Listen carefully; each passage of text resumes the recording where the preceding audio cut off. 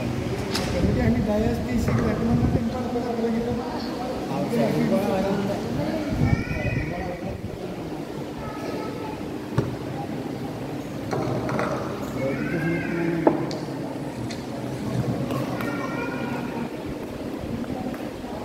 ప్రభునందు ప్రియమైన సంగతులారా, మీ అందరికీ లెంటులో 3వ ఆదివారం శుభములు వందనాలు తెలియజేస్తున్నాను. దేవుని మహాకృపను బట్టి ఈ మండల కాలంలో, ఈ లెంటు కాలంలో శిలువ చేయని పుణ్యతలు ఎంతో ఆత్మీయంగా జరుగుతున్నాయి. మీ మాటలు, మీ ప్రార్థనలు, మీ వాక్య ధ్యానము నేను వింటున్నాను. స్థానిక సంఘంలో సభ్యులైన నేను ఎంతో సంతోషిస్తున్నాను. ఇంత ఆత్మీయంగా ఈ లెంటులు జరగటం దేవుని యొక్క పని నేను భావిస్తున్నాను. ఎంతైనా సంఘం ఆత్మీయంగా ఎదగటం, ఆత్మీయ బలాలు ఫలించడం, అది దేవునికి ఎంతో సంతోషకరమైన ఆనందమైన శుభప్రభులు. చక్కగా దేవుని వాక్యాన్ని అందిస్తున్నారు. సేవ సమాజం వారు కూడా చక్కగా అందిస్తున్నారు. సందేశం టీచింగ్లో అందరూ కూడా దేవుని వాక్యాన్ని ఎంతో ఆత్మీయంగా దేవుని వాక్యాన్ని అందిస్తున్నారు. ప్రభునందు ప్రియమైన వారు, గుణమండల అధ్యక్షుడు మన పాస్టర్ గారికి, స్థానిక సంఘ సిఆర్ గారికి వందనాలు తెలియజేస్తున్నాను. పెద్దలైన వారు పిసిసి, ఎల్సిసి సెక్రటరీ గారు, టెలర్ గారు, గెలిగెట్ గారు, సేవ సమాజం వారికి, యూత్ వారికి, యవనస్తులు, బాలబాలిక, దేవుని సేవకులైన వారికి, విశ్వాసుల పరిశుద్ధులు అందరికీ ఈ లెంటులో 3వ ఆదివారం శుభములు వందనాలు తెలియజేస్తున్నాను. ప్రభునందు ప్రియమైన వారు, ఈరోజు 2 పాఠాలు కూడా చక్కటి పాఠాలు దేవుడు మనకు అనుగ్రహించాడు. చక్కగా ఆత్మీయంగా ధ్యానిస్తున్నారు. మంచి ఆత్మీయంగా అందిస్తున్నారు. నేను నాతో ఒక మాట చెప్పండి. మన కొరకు తాను దేవునికి సమర్పణను బలిగాను అర్పించుకున్నాడు. మన కొరకు అపోస్తలుడైన పౌలు ఈ ఎఫెసీ సంఘానికి ఆయన ఒక పత్రిక రాశారు. పత్రిక నిలబడలేదు, టైం చూస్తున్నారు. దేవునికి స్తోత్రం అనుకుంటే లెంటులు అంటున్నారా? లెంటులు వాళ్ళు చెప్పబోతారు. పాస్టర్ గారు అన్నారు. నేను ఎందుకు పాస్టర్ గారు వేరే పేరు సతీష్ గారు ట్రైలర్ గారు లెంటులు అనేది చెప్పబోతున్నాను. నాకు చెప్తే తెలియదు కానీ ప్రభుత్వం ప్రేమగా నేను కూడా తెలియపరచను. మన కొరకు తాను సమర్పణగా బలిగా అర్పించుకున్నాడు ప్రభు అయిన యేసుక్రీస్తు. ఎవరి కొరకు అంటే మన కొరకు బలి, దహన బలి, ప్రత్యక్షమైన గుడారంలో బోధించబడిన గొర్రెపిల్ల బలి యేసుక్రీస్తు. బోధించబడిన గొర్రెపిల్ల యేసుక్రీస్తు ప్రభు. ఆయన మొదట చేయబడిన గొర్రెపిల్ల ఆయనే క్రీస్తు. ఈ విషయాన్ని పౌలు గారు రాస్తూ ఉన్నారు. మన కొరకు తాను దేవునికి సమర్పించుకున్నారు. ఇశ్రాయేలు ప్రజలు వారికి 7 పండుగలు ఉన్నాయి. 7 పండుగలలో మొదటి పండుగ పస్కా పండుగ. ఈ మొదటి గుడారం మోషేకి దేవుడు పిలిచాడు. ఎందుకు మోషేని పిలిచాడంటే, ప్రియులారా, మీ పెద్దలను, మీ ప్రజలను, మీ కుటుంబాన్ని పిలవండి. పిలిచి ఒక గొర్రె పిల్లను వధించండి, వధించి రక్తప్రోక్షణ మీరు పొందండి. ఇదిగో మీకు ప్రత్యక్షమైన గుడారము మీకు చూపిస్తున్నానని మోషే గారికి దేవుడు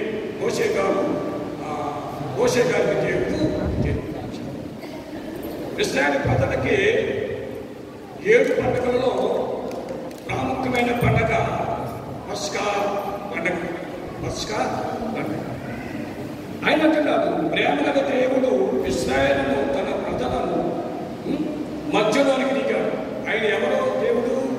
ప్రేమగల దేవుడు ఇశ్రాయేలు ప్రజలకి మధ్యకి వచ్చాడు. ఆయన మన దగ్గర కూడా యేసుప్రభు వస్తాడు, కానీ కనిపించాడు.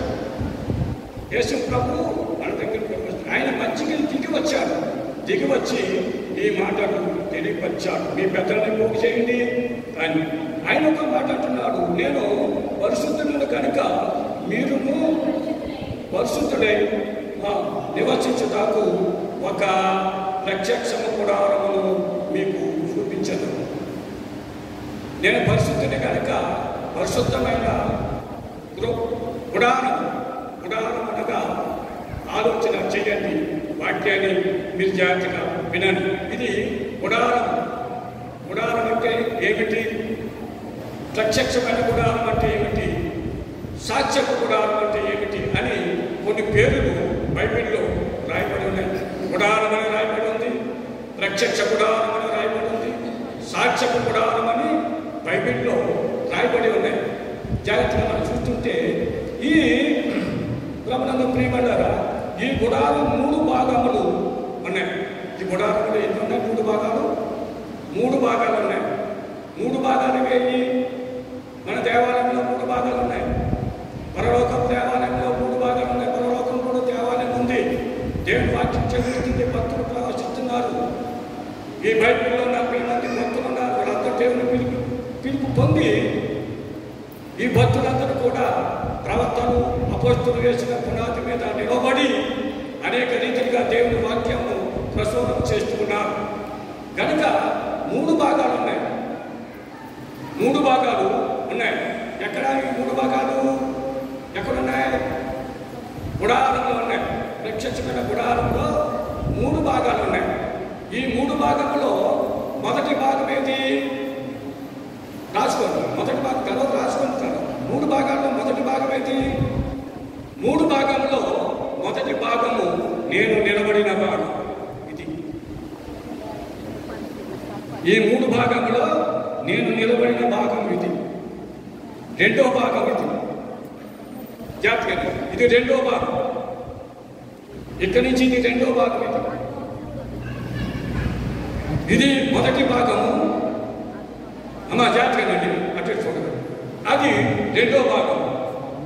మొదటి భాగము ఎలుపుల ఉన్న ఆవరణ. మొదటి భాగము ఎలుపుల ఉన్న ఆవరణ. ఈ ఆవరణలు ఎక్కడ ఉంటున్నాయి? ప్రత్యక్షమైన గుడారములు ఆవరణలో ఉంటున్నాయి. ఇవి ఈ ప్రత్యక్షమైన గుడారములో ఈ మొదటి భాగము ఆవరణ అయితే 2వ భాగము అది పరిశుద్ధ స్థలము. ఏది పరిశుద్ధ స్థలము? ఇప్పుడు సిఆర్ గారు ఏర్పడాల్సి చూసారా? అదేం స్థలము? పరిశుద్ధ స్థలం. అతి పరిశుద్ధ స్థలం అదిగో లోపల చూస్తున్నారా? అతి పరిశుద్ధ స్థలం లోపల. ఆ పరిశుద్ధ స్థలానికి ప్రత్యక్షమైన గుడారం అని దేవుడు మోషేతో చెప్పాడు. మోషేకు చూపించాడు. మోషే ప్రజలను పిలిచాడు, పెద్దలను పిలిచాడు. మరి అక్కడ ప్రత్యక్షమైన గుడారములో మీరు మరి దహన బలి అర్పించండి అని ప్రభువే స్వయంగా చెప్పాడు. 2వదిగా విద్యార్థిగా వినాలి. ఈ గుడారములో 7 ఉపకరణములు ఉన్నాయి. ఈ గుడారంలో ఎన్ని ఉన్నాయి? 7 ఉపకరణములు. ఉపకరణములు అంటే ఏంటి? అక్కడ పరిశుద్ధ స్థలంలో ఎవరు పడితే వాళ్ళు ఎక్కిపోతున్నారు. పరిశుద్ధ స్థలానికి ఎవరు మాత్రం వెళ్ళిపోతున్నారు. పరిశుద్ధ స్థలము అతి పరిశుద్ధ స్థలము, చాలా పవిత్రమైన స్థలము. అపవిత్రత కలిగి ఎవడు పైకి రావడానికి వీల్లేదు. అపవిత్రత కలిగి ఈ పైకి రావడానికి ప్రవేశించడానికి ఎవరికి హక్కు లేదు. కేవలము ప్రత్యక్షమైన గుడారంలోకి ప్రవేశించడానికి యాజకుడైన ఆరోను 6 కుమారులు వారి తప్ప ఇంకా అధికారం ఎవరికి లేదు. అయితే ఈ గుడారంలో ప్రవేశించడానికి 1, 2, 7 ఆవరణలు ఉన్నాయి. 7 ఆవరణలు నేను పోర్చేటానికి నాకు సమయం కాదు, నేను అధ్యక్షుడు కాదు. 7 ఆవరణల గురించి 7 సబ్జెక్టులు మాట్లాడవచ్చు బైబిల్లో, కానీ నాకు సమయం కాదు, నేను అధ్యక్షుడు కాదు, నా సమయం తక్కువగా ఉంది. కనుక 7 ఆవరణలో మొదటిది బలిపీఠం. మొదటిది ఏది? బలిపీఠం. రెండోది ఇత్తడి కంగాలము. మొదటిది ఇత్తడి బలిపీఠం. అక్కడ ఇత్తడి బలిపీఠం ఉంటుంది. ఎక్కడ? ప్రత్యక్షమైన గుడారములో ఇత్తడి బలిపీఠం ఉంటుంది. ఇక్కడ ఎలుపులో ఉన్న ఆవరణం ఉంది కదా, మొదటి ఆవరణం చూపించాను మీకు. ఇక్కడ ఏముంటుంది? ఇత్తడి గంగాలం ఉంటుంది. ఈ స్థలంలో ఇత్తడి గంగాలం ఉంటుంది. ఆ స్థలంలో ఏముంటుంది? అయ్యో, ఇత్తడి బలిపీఠము ఉంటుంది. ఇత్తడి బలిపీఠము, ఇత్తడి గంగాలము. ఈ గంగాలము ఎందుకు ఈ స్థలంలో ఉంచారు? ఈరోజు ప్రశ్న. ఈ గంగాలము ఈ స్థలంలో ఎందుకు ఉంచారు అంటే, ఈ స్థలంలో అతి పరిశుద్ధ స్థలానికి వెళ్ళేవారు వారి పాదములు, వారి కాళ్ళు కడుక్కోవాలి. ఏం కడుక్కోవాలి? పాదములు, కాళ్ళు కడుక్కోవాలి. ఇక్కడికి వచ్చిన వారు వేరు, ఇక్కడి నుంచి ఇక్కడికి వెళ్ళే వారు వేరు, అక్కడి నుంచి అక్కడికి వెళ్ళిన వారు వేరువేరుగా ఉన్నాయి. ఎవరు పడితే వారు వారి ఇష్టానుసారంగా ఆ ప్రత్యక్షమైన గుడారంకి వెళ్ళి వారు మాట్లాడటానికి వీలు లేదు. దేవుని వాక్యం చదివిస్తుంది. అనుభవం కలిగిన వారికి మాత్రమే ఈ సబ్జెక్ట్ అర్థమవుతుంది. అనుభవం లేని వారికి తెలియదు ఈ సబ్జెక్ట్. అనుభవం కలిగిన వారికి అర్థమవుతుంది. ప్రభునందు ప్రియమైన వారురా, ఇత్తడి బలిపీఠము దేనికి సూచన అంటే యేసుక్రీస్తు ప్రభువారికి సూచన. ఇత్తడి బలిపీఠం దేనికి సూచన? యేసుక్రీస్తు వారికి సూచనగా మనం చూస్తున్నాం. ఈ ఇత్తడి బలిపీఠము అక్కడ వేయబడింది. 1 చూడండి, నేను చెప్తాను వినండి. 1 ఇత్తడి బలిపీఠము, 2 ఇత్తడి గంగాలము, 3 సముఖ రొట్టెల బల్ల, 4 దీపవృక్షము, 5 ధూపవేదిక, 6 మందసము, 7 కరుణపీఠము. ఈ 7 కూడా ఎక్కడుంటాయి? ప్రత్యక్షమైన గుడారంలో ఉంటాయి. ఎక్కడుంటే? ప్రత్యక్షమైన గుడారంలో ఉంటాయి. దీపవృక్షం అంటే దీపాలు యాజకులు వెలిగిస్తూ ఉంటారు, ధూపాలు వెలిగిస్తుంటారు, సమర్పిస్తుంటారు. అర్పణలు, పనులు వారు అర్పిస్తూ ఉంటూ ఉంటారు. అతి పరిశుద్ధమైన స్థలములు. ప్రభునందు ప్రియమైనలారా, అందుకే ఈరోజు పాఠంలో పౌలు గారు చక్కగా రాశారు. ఏమని రాశారు? మన కొరకు తాను దేవునికి సమర్పించుకుని బలిగా అర్పించుకొని. ఈ బలి ఎవరు? ఇశ్రాయేలు ప్రజలు బానిసలో ఉన్నారు. 334 సంవత్సరాలు వారు బానిసలో జీవితం జీవిస్తున్నారు. వారికి దేవుడు వారి మొర్ర ఆలకించాడు. అబ్రహాము దేవుని, యాకోబు దేవుని, ఇస్సాకు దేవుని జ్ఞాపకం చేసుకుని మోషేని పిలిచి మోషే ద్వారా ఆ ప్రజలకి తెలియపరిచాడు. ఆ దైవ, ఆ మహాత్ముడు, ఆ పరమ తండ్రి, ప్రేమగల తండ్రి. ఆయన పరిశుద్ధుడు కనుక ప్రేమను చూపిస్తూ వారి మధ్యకి ఆయన వచ్చాడు. వచ్చి వారి బానిస జీవితాన్ని జ్ఞాపకం చేసుకున్నాడు. వారిని విడిపించడానికి ప్రయత్నించాడు. ఏమని ప్రయత్నించాడు? పెద్దలు పిలవన్నాడు కాదు. వారు వచ్చారు, అక్కడ పస్కా వధించారు. ఆ పస్కా ఎవరు? యేసు. వధించబడిన వారు ఎవరు? యేసు. లోక పాపము మోచినది ఎవరు? యేసు. ఆయనే రక్త ప్రోక్షణ, ఆయనే నీ జీవితానికి ప్రోక్షణ, ఆయనే నీ జీవితానికి రక్షణ. ఆయన రక్త ప్రోక్షణ. మనందరూ కూడా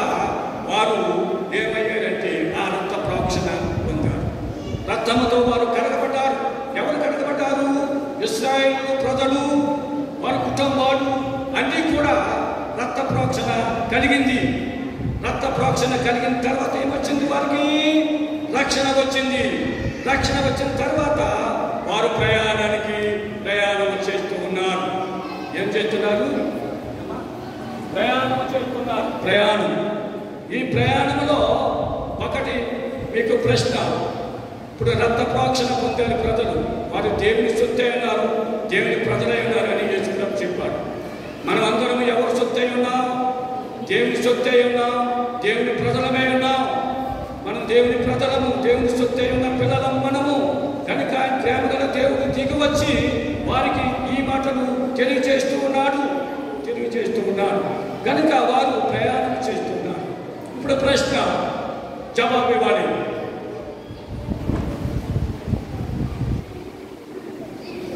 రక్త ప్రోక్షణ పొందాం, రక్షించబడ్డాం, దేవుని రాజ్యానికి వెళ్తున్నాము. వెళతామా వెళ్ళము? ప్రశ్న. ఎవరైనా ఒకరు చెప్పండి. వెళ్తానేమంటే చెప్పండి, వెళ్ళలేమంటే చెప్పండి. వెళతామా వెళ్ళమా? రక్త ప్రోక్షణ పొందాము, రక్షించబడ్డాము, దేవుని రాజ్యానికి వెళ్ళిపోతామా? ప్రశ్న. మీరు ఎవరు చెప్పలేదు కనుక నేనే తెలియజేస్తున్నాను. ఎవరు ఎలా జాతిని రక్త ప్రోక్షణ పొందాము, రక్షించబడ్డాము, దేవుని రాజ్యానికి ఎలా వెళ్ళాలి? రక్త ప్రోక్షణ నువ్వు పొందినంత మాత్రాన, నువ్వు రక్షించబడినంత మాత్రాన దేవుని రాజ్యానికి వెళ్ళవు. అందుకే అపోస్తలుడైన పౌలు కొరింథీ పత్రికలో రాశాడు చూడండి. 1 కొరింథీ 10:2 అందరూ, మీరు చూసుకొని అంతే, అందరూ మోసేను బట్టి మేఘములోను సముద్రములోను బాప్తిస్మము పొందిరి. అందరూ ఎవరు? వారందరూ ఎవరు బాప్తిస్మము పొందారు? అందరూ అంటే ఎవరు? మన సంఘంలో ఎంతమంది ఉన్నాం? ఆల్రెడీగా సిఆర్ గారి పాస్టర్ గారు 2 గంటలు సిఆర్ అని బాప్తిస్మం చేయొచ్చు. కానీ కొన్ని లక్షల మంది బాప్తిస్మం తీసుకునడానికి ఏది అవసరమైందంటే నీరు అవసరమైంది. వింటున్నారా? సరిగ్గా నీరు అవసరమైంది. ఆ నీరు వారికి బాప్తిస్మం ఇచ్చింది. నీరు బాప్తిస్మం ఇచ్చింది. ఆ నీటిలో వారు ఆరిన నేలగా మరి నడిచి అవతలికి వెళ్ళిపోయారు. అమ్మా, వారు అవతలికి నడిచి వెళ్ళిపోయారు. ఎందుకని? వారికి ఏ హాని కలగలేదు. ఒకటి ఏంటి? ఫస్ట్ రక్త ప్రోక్షణ, 2 ఏంటి? రక్షణ, 3 బాప్తిస్మము. బాప్తిస్మం పొందకుండా దేవుని రాజ్యానికి వెళ్ళలేరు. ఎవరు బాప్తిస్మం పొందకుండా దేవుని రాజ్యానికి ఎవరు వెళ్ళరు. దేవుని వాక్యం చదివిస్తుంది. నాకు సమయం ఉంటే ఇప్పుడైనా మీరు ఇలా చెప్పారు కదా, దాని సబ్జెక్టు, దాని వాక్యాలు ఎవరించి మీ పొటాషియం చూపించమంటే చూపిస్తాను. ప్రభునందు ప్రియులైన వారు, వారు దేవుని రాజ్యానికి వారసులయ్యారు. ఈ 3 కలిగి ఉన్నారు. నువ్వు దేవుని రక్త ప్రోక్షణ పొందుతున్నావా? ఆ చిలువలో వేలాడుతున్న యేసయ్య రక్తాన్ని, నువ్వు ఆ రక్తం ద్వారా నీ పాపములు కడగబడుతున్నాయా? ఆ యేసు చిలువలో పడైపోయిన ఆ వదక తేవన్న గొర్రెపిల్ల, ఆ గొర్రెపిల్ల వధించబడిన ఆ రక్తంతో నువ్వు కడగబడుతున్నావా? నువ్వు కడగబడితే నువ్వు ధన్యురాలు అని దేవుని వాక్యం చదివిస్తుంది. ఇది నీవు చదివి విధి గ్రహిస్తే నీవు ధన్యుడు, మరీ ధన్యుడు అని దేవుని వాక్యం చదివిస్తుంది. ఈరోజు పాటలు నువ్వు చదవాలి, 1 వినాలి, 2 గ్రహించాలి, వినాలి, చదవాలి. అలా చదివిన వాడు మహా ధన్యుడని దేవుని వాక్యం చదివిస్తుంది. ఆ ధన్యత మీరు పొందాలని ఈ సంఘ సభ్యుడిగా, ఒక సేవకుడిగా, మీ దాసుడిగా నేను మీకు తెలియజేస్తున్నాను. ఈ దాసుడిగా నేను ఎందుకు మిమ్మల్ని అన్నానంటే, నేను ఈ సంఘంలో మీ కుటుంబాలందరికీ నేను దాసుడిగా మీకు పరిష్కారం చేశాను. ప్రతి కుటుంబానికి నేను వాక్యం చెప్పని కుటుంబములు ఈ గ్రామంలో ఏదూ లేదు.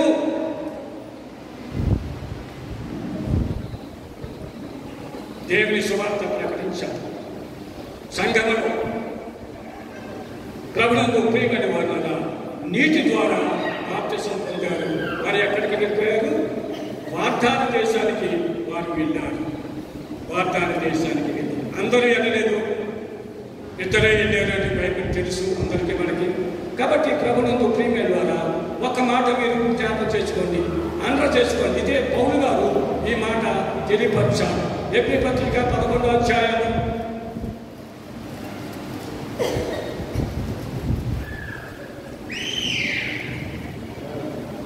11వ అధ్యాయం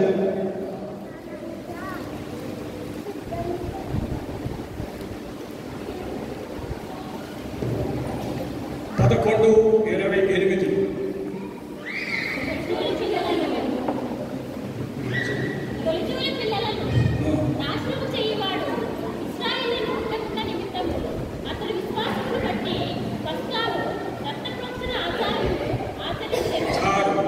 వారి విశ్వాసం బట్టి ఏది ఆశ్రయించారు? నేను అట్లా పెట్టుకోండి. విశ్వాసం బట్టి ఏది ఆశ్రయించారు? రక్త ప్రోక్షణ. అంటే దేవుని మాట విన్నారు. ఎవరున్నారు? దేవుని ప్రజలు దేవుని మాట విన్నారు. మీరు వింటున్నారా? దేవుని ప్రజలు దేవుని మాట విన్నారు. విని విశ్వసించి ఏది ఆచరించారు? పస్కాను ఆశ్రయించారు. ఇప్పుడు అర్థమవుతుందా? అపొస్తలుడైన పౌలు ఈ ఎబ్రీ పత్రికకి జ్ఞాపకం చేశాడు. పాత నిబంధనలో ప్రవక్తలు ప్రవచించిన లేఖనములు ఈ పత్రికల ద్వారా ఆయన రాస్తూ సంఘానికి వివరిస్తూ, ఆ మహానుభావుడు శర్సాలో ఉండి ఖైదీలో ఉండి ఈ పత్రికను ఆయన రాశాడు. ఎఫెసీ పత్రిక శర్సాలో బంధించబడ్డాడు. పిలుపుని బట్టి ప్రవర్తన జాగ్రత్తగా ఉండాలని ప్రకటనలో ఆయన పత్రిక రాశారు. అనేక రీతిలుగా పత్రికలు రాశారు. అనేక రీతిలుగా దేవుని యొక్క వాక్యాన్ని ఏ రీతిగా ఉండాలో, ఏ రీతిగా ప్రవర్తించాలో ఆయన రాశారు. ఈ రక్త ప్రోక్షణ మనకు అవసరమై ఉన్నది. ఈ రక్త ప్రోక్షణ మనం పొందాలి, మనం రక్షించబడాలి, మనం బాప్తిసం పొందాలి, దేవుని రాజ్యానికి స్వతంత్రులుగా వెళ్ళాలనే దేవుని యొక్క ఉద్దేశం. కనుకనే ఆ దేవుడు నేను పరిశుద్ధుని, మీరు పరిశుద్ధులుగా ఉండాలని ఆయన ప్రేమతో వారి మధ్యకి దిగి వచ్చాడు. ఆ తండ్రి ప్రేమతో మన మధ్యకి దిగి వచ్చాడు. ఆ తండ్రి మన మధ్యకి దిగి వచ్చిన తండ్రి ఈ రీతిగా తెలియజేస్తున్నాడు. ఈ పాఠములో సాతాను గురించి రాయబడి ఉంది. ఈ పాఠములో ఈరోజు పాఠాలు సాతాను గురించి రాయబడి ఉంది. లోక సువార్త 11వ అధ్యాయం 18వ వచనంలో ఈరోజు పాఠములు సాతాను తనకు వ్యతిరేకముగా తానే వేరుపరుచుకుని ఎడల రాజ్యం ఎలాగ నిలుచునో అపచారం అని పెట్టుకోండి. రాజ్యం నిలుస్తుందా? సాతాను యొక్క రాజ్యం నిలుస్తుందా? ఎక్కడైనా విన్నారా? ఎక్కడైనా చూశారా? సాతాను రాజ్యము ఎన్నడూ నిలవదని ప్రభువైన యేసుక్రీస్తు ప్రభువారు ఈ పరిశుద్ధుడైన లోక ద్వారా రాయించినట్లుగా మనం చూస్తున్నాం. ఆయన రాజ్యం ఎంతకాలం ఉంటుంది? సాతాను రాజ్యము శాశ్వతమైన రాజ్యము కాదు. సాతాను రాజ్యము శాశ్వతమైన ప్రేమ ప్రేమించేవాడు ఎవరు? దేవుడు శాశ్వతమైన ప్రేమ ప్రేమించేవాడు. ఈ సాతాను అధికారంలో కొంత దినాలే ఉంటుందని దేవుని వాక్యం చెప్పారు. అయితే నేను ముగిస్తున్నాను, మీరు అర్థమైపోతున్నారు, ముగిస్తేస్తున్నాను. ఇప్పుడు ఈ సాతాను ఎక్కడ ఉన్నాడు? ప్రశ్న. 2 వచనాలు పిచ్చిపిస్తాను, ధ్యానించదు. ఈ సాతాను ఎక్కడున్నాడు? వీడు సాతాను అని పేరేమిటి? అసలు పేరేమిటి వీడికి? ఇప్పుడు సాతానుడేమిటి? కొన్ని 2 వచనాలే మీకు ధ్యానించి నేను ముగిస్తాను. ఎందుకంటే మీరు చూస్తున్నారు, అర్థమైపోయింది నాకు. ప్రభువుకు ప్రియమైన వాళ్ళ సాతానుడు పేరు తోత. వినాలి మీరు. సాతానుడు తోత, ఒక తోత. ఈ సాతానుడు జాగ్రత్త వినాలి. ఈ సాతానుడు ఒక తోత. ఈ సాతానుడు పేరు, ఈ తోత పేరు ఏం పేరు? లూసిఫర్. లూసిఫర్ అంటే ఏంటి? ఎవరు పెట్టారు లూసిఫర్ అని పేరు? ఆవిడికి ఎవరైనా పెట్టారా? దేవుడు పెట్టాడా లూసిఫర్ అని? ఎవరు పెట్టలేదు పేరు. ఆమె బిరుదు.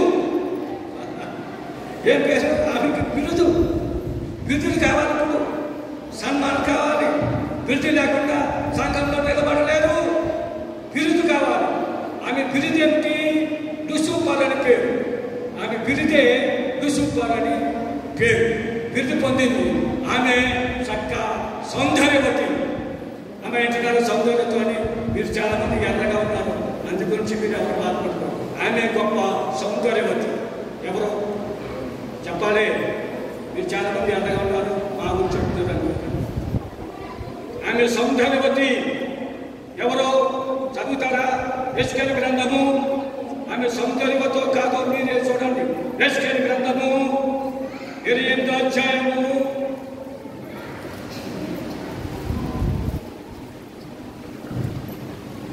17వ వచనం.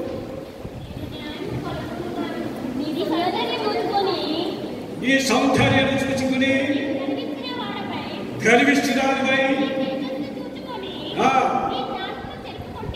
నీ జ్ఞానము చెరుపుకుంటివి. చూడండి, వినండి, బైబిల్ చూడకండి, అన్నం పెట్టుకోండి. నీ సౌందర్యాన్ని చూసుకుని నెంబర్ 1 గర్వపడితివి. ఎవరా గర్వపడిది? గర్వం ఎవరు ఉంటుంది? సాతాను సంబంధులైన వారికి గర్వం ఉంటుంది. సాతాను సంబంధమైన వారికి అహంకారం ఉంటుంది. దేవుని ప్రజలకి గర్వం ఉండదు. దేవుడు ప్రేమించాడు, జాగ్రత్తగా. ఈ సాతానికి ఏముంది? ఈ లుసిఫర్కి ఏముంది? గర్వం ఉంది. ఈమె గర్వముగా ఆమె యొక్క సౌందర్యాన్ని చూసుకుంది. జాగ్రత్తగా. ఆమె యొక్క సౌందర్యం చూసుకుని ఏమి చెప్పుకుంది? ఏమి చెప్పుకుంది? జ్ఞానము చెప్పుకుంది. అంటే అంతకుముందు ఆమెకి ఏముంది? జ్ఞానం ఉంది. మా చెప్పండి, జ్ఞానం ఉంది. ఈ దూతకి జ్ఞానం గల దేవుడు దూత, చాలా సౌందర్యత దూత, చాలా తేజస్సు, చాలా బలమైన విశ్వాసము, భక్తి కలిగిన దూత, దేవుని ప్రక్కన ఉండే దూత. ఇది చాలా పవిత్రమైన దూత. ఈ దూత కేమి వచ్చింది ఈ దినాలంటే? అసూయ వచ్చింది. అసూయ ద్వారా గర్వం వచ్చింది. గర్వం ద్వారా ఆమె ఏమైపోయింది? జ్ఞానమును చెరుపుకుంది. జ్ఞానాన్ని చెరుపుకుంది. ప్రభువుకు ప్రియమైన వారన్నా, ఇంకా వచ్చి చెప్తున్నాను. ఆమె యొక్క ఉద్దేశం ప్రవర్తన యెషయా గ్రంథము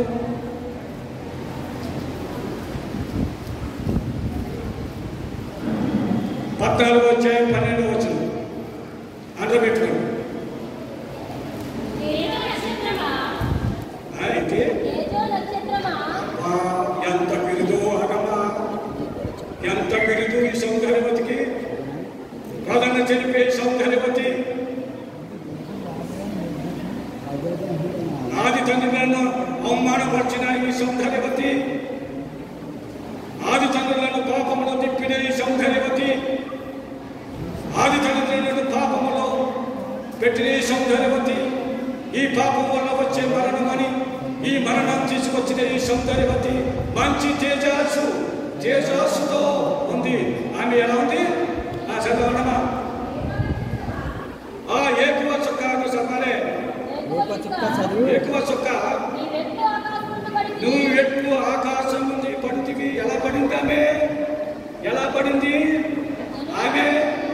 ఆమె యొక్క అసూయ బట్టి, అసూయ, గర్వము, అహంకారము ప్రభుతో సమానముగా ఎంచబడింది. తన జ్ఞానము చూచి విలవిగింది. తన ఆలోచన అంతా కూడా విలవిగితనము చూపిస్తూ ఉంది. ఈ సౌందర్యవతి, ఈ లుసిఫర్ ఈ దూత నేలకు నెట్టబడింది. ఎక్కడ పట్టింది? నేలకు నెట్టబడింది. అదే ఇక్కడ ఈరోజు దేవుని వాక్యం మనం చూస్తున్నాం. దీంట్లో రాశారు సాతాను యొక్క రాజ్యము నిలవదు అని ఈరోజు మన పాఠంలో చూసాము.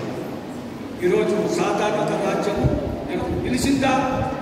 గర్వపడింది, అహంకారంతో ఉంది. నేను జ్ఞానవంతురాలు అనుకుంది. నా ఆమె సౌందర్యం చూసుకుంది, ఆమె తేజస్సుని చూసుకుంది. చదువు, ఆకాశంకు ఎక్కిపోదనని చదువు. ఒక్కసారి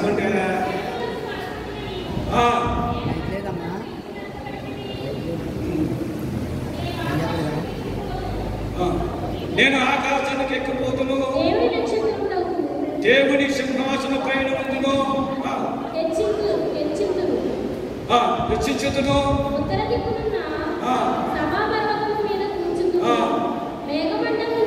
దేవునితో సమానంగా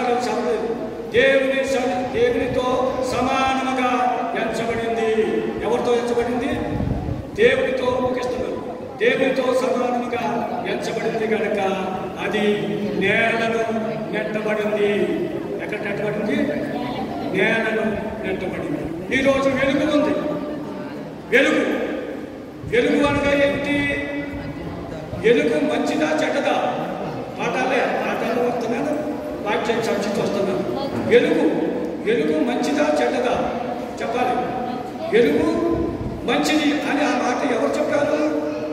దేవుడే మొదటి అధ్యాయంలో, ఆదికాండం మొదటి అధ్యాయంలో మొదటి వచనం చదవక్కర్లేదు. వెలుగు మంచిదని ఆయన ఎంచాడు. వెలుగు మంచిది, వెలుగు మంచిది. మంచి వెలుగంటే ఎవరు? వెలుగంటే ఎవరు? దేవుని వాక్యము. వినండి, వెలుగంటే దేవుని వాక్యము. వెలుగంటే దేవుని వాక్యము. వెలుగంటే దేవుని వాక్యము. వాక్యం ఎవరు? దేవుడు. దేవుడు ఎవరు? వాక్యము. వాక్యం ఎవరు? దేవుడు. వెలుగు ఎవరు? దేవుడు. వెలుగు ఎవరు? వాక్యము. వాక్యము. వెలుగు మంచిదని దేవుడు ఆదికాండము మొదటి అధ్యాయంలోనే మనకు తెలియపరిచాడు. కనుక మీరు వెలుగు సంబంధులై ఉండాలి. ఎలా ఉండాలి? మీరు ఎలా ఉన్నారు? ఎలా ఉన్నారు చెల్లి, తమ్ముడు?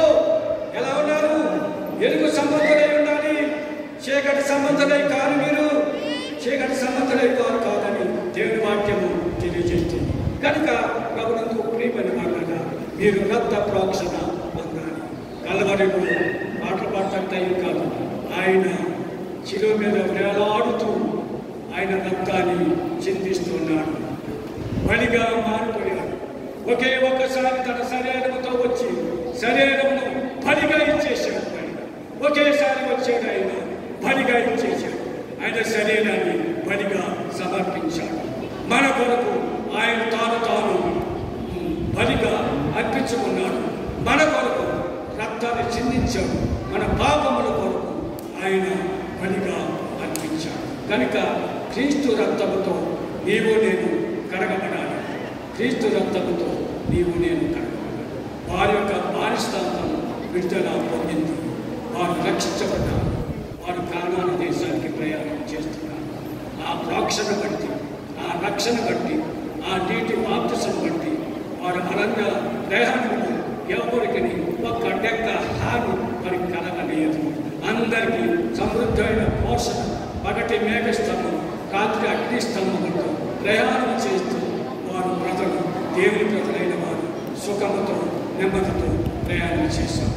మీరు నేను కూడా ఆ రీతిగా ఉండాలని దేవుని వాక్యం తెలుస్తుంది. మీరందరూ వెలుగు సంబంధులై ఉన్నారు, చీకటి సంబంధులు కారని అప్పొచ్చిన పౌలు గారు తెలియజేస్తున్నారు. ఖైదీనైన నేను మిమ్మల్ని బతిమాలుకుంటూ నేను రాస్తున్నాను అంటారు పౌలు గారు. ఎంత చాలా ఎంత ప్రేమైంది. ఖైదీనైన నేను ఈ పత్రిక మీకు రాస్తున్నాను అంటారు పౌలు గారు. అది అందరూ చేసుకుంటే వాక్యం చూపిస్తాను. ఎఫెసీ పత్రిక 4వ అధ్యాయము 3వ వచనం.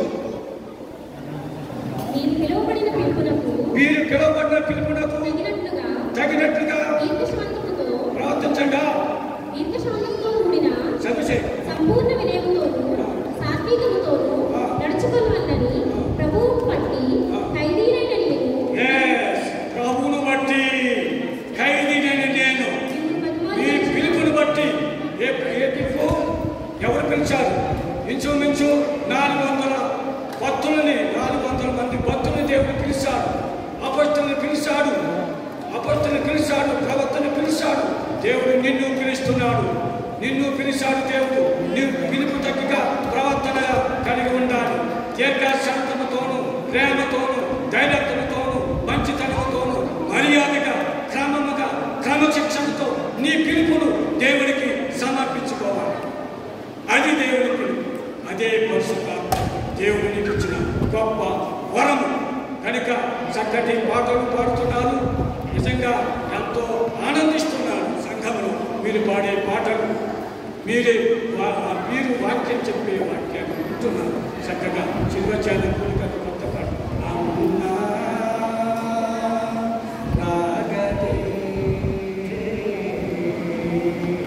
ఆ పాట అయ్యగారు పాడే రాత్ర నా సంతోషం ఎంతో ఆనందం.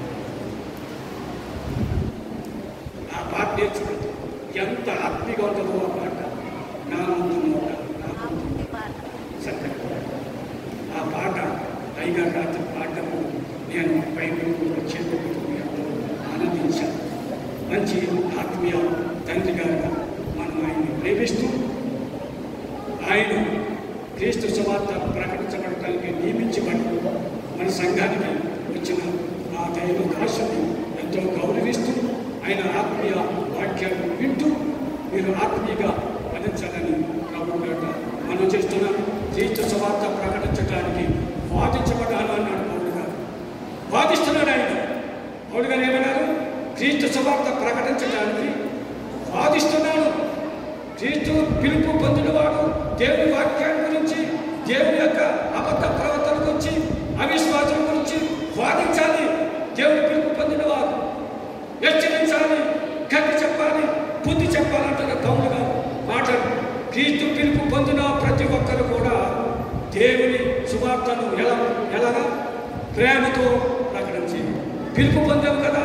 నువ్వు పిలుపు పొందినప్పుడు నువ్వు కక్షతో బాధ చేయకూడదు. దేవుని పిలుపు పొందిన వారు కక్షతో బాధ చేయకూడదు. వాక్యం చూపిస్తాను ఎలా పెంచాలి. క్రీస్తు సువార్త ప్రకటించడానికి నేను నియమించబడుతున్నాను కనుక క్రీస్తు సువార్త ప్రేమతో ప్రకటిస్తున్నాను. దేవుని పరిశుద్ధ వాక్యాన్ని జీవించి ఆశ్రయించి కాపాడును కాక.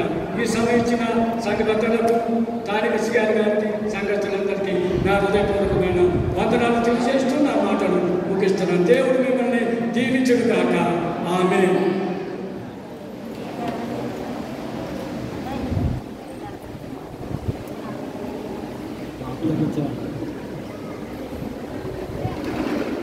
చక్కని వర్తమానాన్ని అందించిన కాటికి రాజీవ్ గారికి మన సంఘపక్షంగా మంచి వందనాలు. దేవుని పిల్లలారా, ఒక 2 మాటలు చెప్పి మనం ముగించుకుందాం. నా సమయం 10 గంటల 40 నిమిషాలు ఉంది. ఇంకా 4 minutes ఉంది 45 నిమిషాలకి.